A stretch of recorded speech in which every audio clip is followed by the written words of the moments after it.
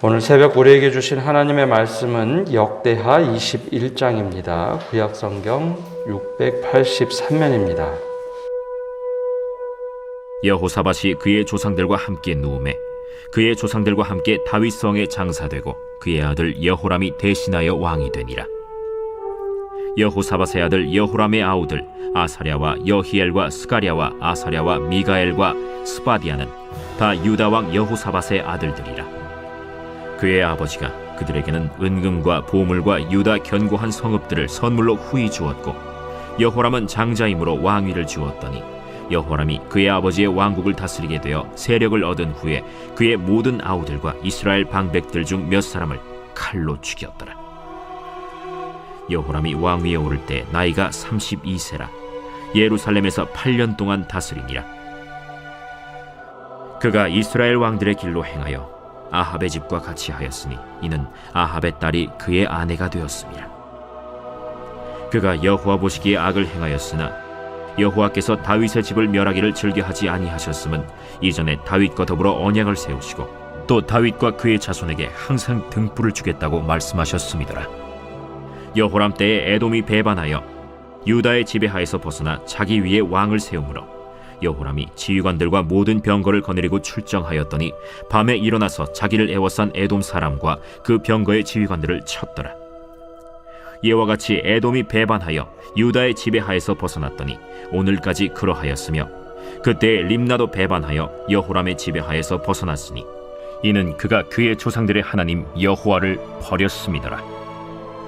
여호람이 또 유다 여러 산에 산당을 세워 예루살렘 주민으로 음행하게 하고 또 유다를 미혹하게 하였으므로 선지자 엘리야가 여호람에게 글을 보내어 이르되, 왕의 조상 다윗의 하나님 여호와께서 이같이 말씀하시기를, 내가 내 아비 여호사밧의 길과 유다 왕 아사의 길로 행하지 아니하고 오직 이스라엘 왕들의 길로 행하여 유다와 예루살렘 주민들이 음행하게 하기를 아합의 집이 음행하듯 하며 또 내 아비 집에서 너보다 착한 아우들을 죽였으니 여호와가 내 백성과 내 자녀들과 내 아내들과 내 모든 재물을 큰 재앙으로 치시리라. 또 너는 창자에 중병이 들고 그 병이 날로 중하여 창자가 빠져나오리라 하셨다. 여호와께서 블레셋 사람들과 구스에서 가까운 아라비아 사람들의 마음을 격동시키사 여호람을 치게 하셨으므로 그들이 올라와서 유다를 침략하여 왕궁의 모든 재물과 그의 아들들과 아내들을 탈취하였으므로 막내 아들 여호야하스 외에는 한 아들도 남지 아니하였더라. 이 모든 일 후에 여호와께서 여호람을 치사 능히 고치지 못할 병이 그 창자에 들게 하셨으므로 여러 날 후 2년 만에 그의 창자가 그 병으로 말미암아 빠져나오매 그가 그 심한 병으로 죽으니 백성이 그들의 조상들에게 분향하던 것 같이 그에게 분향하지 아니하였으며, 여호람이 32세에 즉위하고 예루살렘에서 8년 동안 다스리다가 아끼는 자 없이 세상을 떠났으며, 무리가 그를 다윗 성에 장사하였으나 열왕의 묘실에는 두지 아니하였더라. 오늘도 주님의 평강이 우리와 함께하기를 소망합니다. 풍요의 시대를 살아가는 우리에게 따끔하게 경고하는 말씀이 오늘의 말씀입니다. 우리는 다음 세대에 무엇을 남겨줄 것인가, 또 무엇을 전할 것인가 하는 말씀, 경고의 말씀입니다. 여호사밧 왕은 하나님 보시기에 선한 왕이었고 나라 통치를 참 잘하던 왕이었습니다. 26년 동안 왕위에 있으면서 하나님 보시기에 참 좋았더라, 즉 다윗의 길로 행하였다라고 평가를 받는 왕이었죠. 남유다 왕 중에 하나님 보시기에 좋았더라라고 칭찬받는 왕이 생각보다 그렇게 많지 않습니다. 아사 왕, 여호사밧, 후대에 이제 요아스 왕 정도가 하나님께 칭찬을 받습니다. 그렇게 칭찬을 받던 왕이 이제 다음 왕을 세워야 하는데, 그러한 훌륭하다라고 평가받는 아버지 밑에서 자란 왕자들, 과연 어떤 사람들일까요? 우리가 일반적으로 얼핏 생각하면 아버지가 참 잘하면 아들도 잘하겠거니 라고 생각하지만 아버지와 자녀들의 모습은 다를 수 있습니다. 그리고 자녀들에게 어떤 가치를 어떻게 남겨줄 것인가, 이 또한 굉장히 중요한 것이죠. 현실적인 이야기로 보면 아주 훌륭한 혹은 천재와 같은 아버지 밑에서 자란 자녀들이 생각보다 그렇게 좋게 되는 경우가 없습니다. 좀 엉뚱한 길로 가는 경우가 참 많죠. 오늘 말씀에 보면 아들 여호람을 왕으로 세우는데 어떤 왕인지 얼핏 나오는 모습들이 있습니다. 2절에서 4절까지 보면 여호람을 이렇게 평가합니다. 여호사밧의 아들 여호람의 아우들 아샤랴 여히엘과 스가랴와 아샤랴와 미가엘과 스바다는 다 유다 왕 여호사밧의 아들들이라. 그의 아버지가 그들에게는 은금과 보물과 유다 견고한 성읍들을 선물로 후히 주었고 여호람은 장자이므로 왕위를 주었더니 여호람이 그의 아버지 왕국을 다스리게 되어 세력을 얻은 후에 그의 모든 아우들과 이스라엘 방백들 중 몇 사람을 칼로 죽였더라. 이 짧은 말씀으로 여호람에 대하여 평가하는데요. 그는 7 아들 중에 장남이었습니다. 그리고 32세에 왕위에 오르죠. 오늘 말씀에는 자세하게 등장하지 않았지만 열왕기 말씀을 보면 아버지 여호사밧은 죽을 때 왕위를 물려준 것이 아니라 5년 동안 섭정을 했습니다. 즉 5년 동안 너는 왕위에 올라서 어떤 일을 해야 되는지, 무엇이 불안했는지 섭정할 수 있도록 죽기 전에 5년 전에 미리 왕위를 여호람에게 물려줍니다. 근데 이 말씀에서 나오듯이 여호사밧이 좀 불안했던 것이 있습니다. 7 아들 중에 첫째에게는 왕위를 주었지만 나머지 6 아들에게는 은금과 성읍들을 후히 주었다라고 하죠. 여호람이 무엇이 어려웠는지 이 권력과 힘들을 이렇게 분산해서 나누어줬다라는 말씀입니다. 근데 거꾸로 보면 아버지 여호사밧은 자녀들에게 신앙을 물려줬다는 이야기는 없습니다. 또 이제 다윗이나 솔로몬 시대를 보면 너희는 다른 것은 몰라도 좌우로 치우치지 말라. 하나님 말씀 위에 좌우로 치우치지 말라라는 말씀들이 자주 나오는데요. 이상하게 여호사밧 훌륭했던 그 믿음의 왕 다음으로 왕을 세우는데 왕자들에게는 은금을 주고 성읍들을 주고 여호람에게는 왕위를 주었더라 이야기로 끝납니다. 실제로 여호사밧 마지막 노년의 말씀을 보면 우리가 어제 읽었던 말씀 후반부에 보면 여호사밧이 막판에는 좀 하나님 보시기에 좋은 모습보다는 잘못된 길로 가게 됩니다. 즉 삶의 마무리를 할 때 잘못된 신앙길로 가다 보니 자녀들에게 그 신앙의 이야기는 충분히 하지 못했던 것 같습니다. 물질로 잘해주면 우리 아들들이 또 우리 자녀들이 잘하겠지. 믿음의 후배들한테 이렇게 잘해주면 풍성하게만 해주면 잘하겠지. 그런데 엉뚱한 일이 벌어지죠. 아버지가 죽고 왕위가 탄탄해지고 세력을 다 얻게 되자 5년 후에 여호람이 취한 방법은 모든 아들들을 다 죽이는 일입니다. 그리고 은금을 다 뺐고 성읍을 완전히 다 자신의 것으로 빼앗죠. 이 권력이란 것이 이렇게 무서운 것입니다. 근데 이 이면에는 왜 이렇게 했는지 하는 이유가 한 줄로 딱 등장을 하는데요.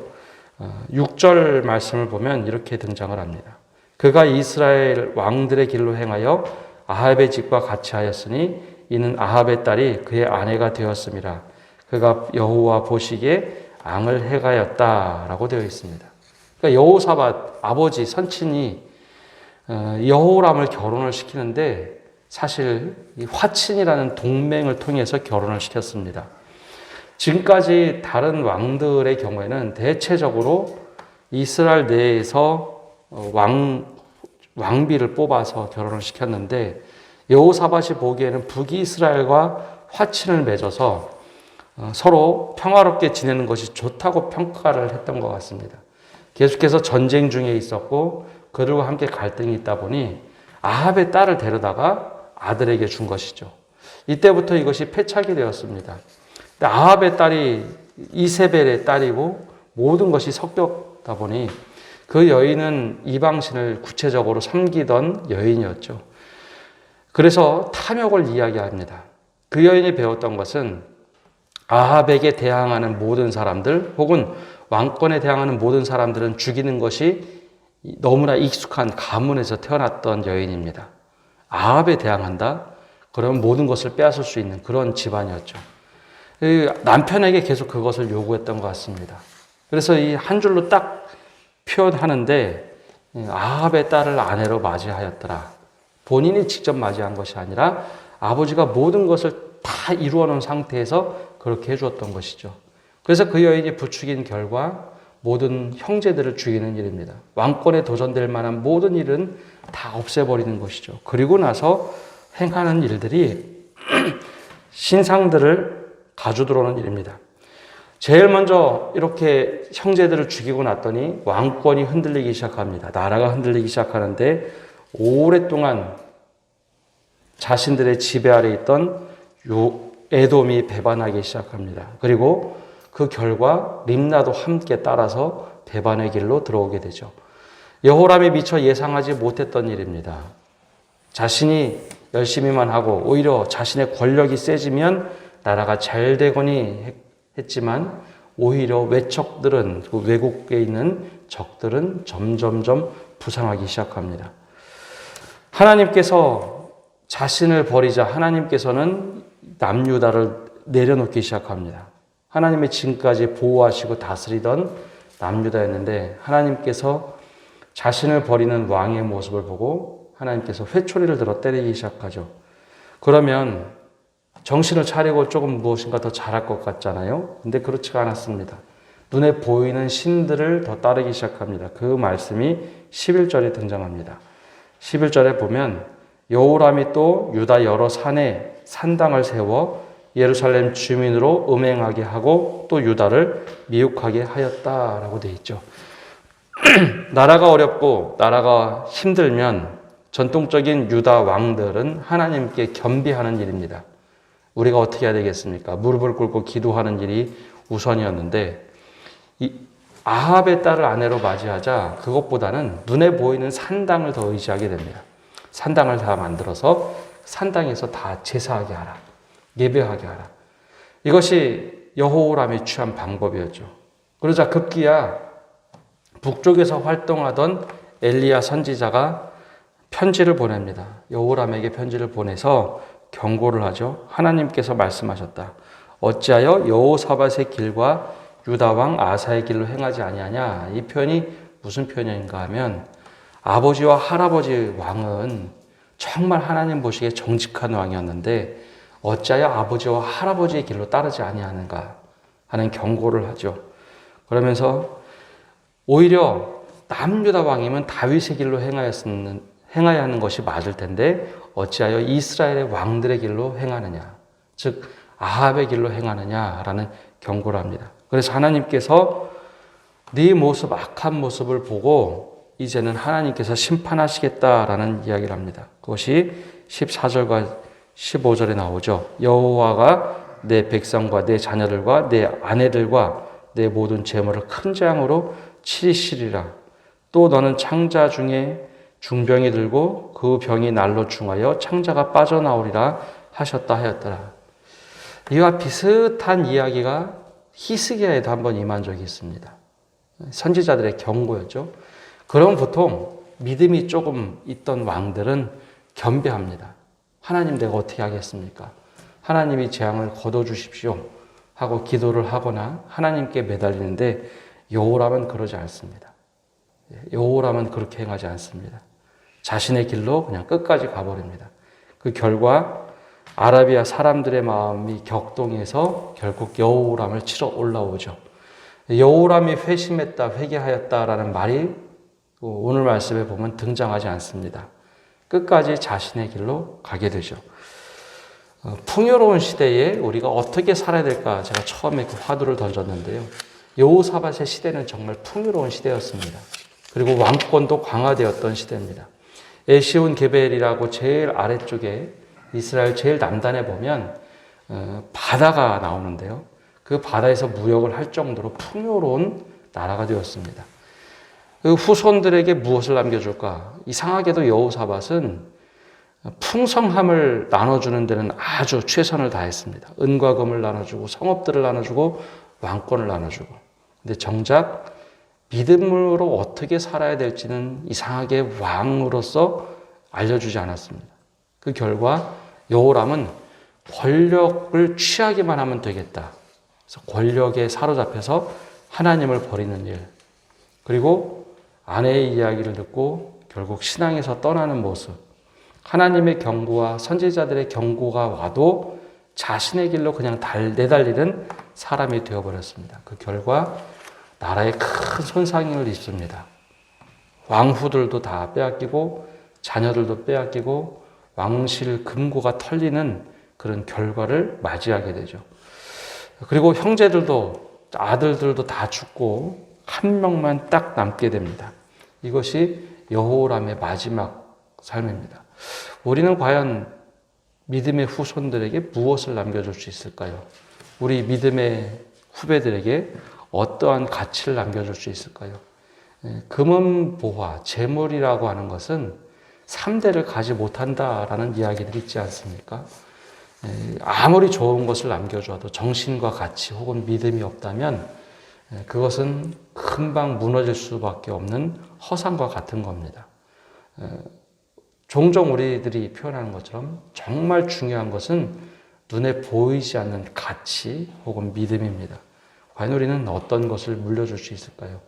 오늘 말씀에 우리에게 크게 도전하는 이 말씀을 통해 우리는 과연 무엇을 붙잡고 살아갈 것인가? 어떻게 살아갈 것인가? 이 도전에 매일매일 응답하시는 성도 여러분 되시기를 바랍니다. 기도하겠습니다. 하나님, 짤막한 말씀을 통하여 우리가 어떻게 살아가야 하는가, 또 우리가 무엇을 붙잡고 살아가야 하는가, 다시 한번 우리 자신을 돌아보게 됩니다. 아주 탁월하고 잘했다고 평가되는 왕 뒤에 여호람이라는 하나님 보시기에 악을 행했던 왕, 그리고 자신의 탐욕을 채우기 위하여 최선을 다했던 왕의 모습을 우리 접하게 됩니다. 우리는 과연 어떤 모습으로 어떻게 무엇을 남기며 살아갈 수 있을까요? 우리 스스로에게 질문하며 우리 자신을 돌아보게 하여 주옵소서. 하나님께서 허락하신 일들 가운데 우리에게 맡겨주신 일을 우리가 어떻게 풀어가야 되는지 우리 스스로에게 물어보게 하여 주옵소서. 남들은 다 이야기합니다. 많은 재물을 물려주는 것, 많은 재산을 물려주는 것, 이것이 자녀들에게 할 수 있는 최선이다라고 하지만 우리가 과연 우리 믿음의 후배들, 후손들에게는 무엇을 남겨줘야 될 것인가? 바로 믿음과 또 하나님 나라의 가치, 또 하나님께서 선하게 여기시는 것을 어떻게 나눠줄 수 있는가? 여기에 집중하게 하여 주옵소서. 그리하여 하나님께서 원하셨던, 하나님을 신실하게 믿는 자들에게 천대까지 하나님께서 후히 주시리라 하셨던 그 약속의 말씀을 기억하게 하여 주옵소서. 오늘 한 날도 살아가면서 우리 자신을 돌아보게 하여 주시고 하나님 앞에 철저하게 붙들려 살아갈 수 있는 저희 되도록 은혜 내려 주옵소서. 늘 주님께서 함께 하심을 구하며 이 모든 말씀 예수님의 이름으로 기도합니다. 아멘.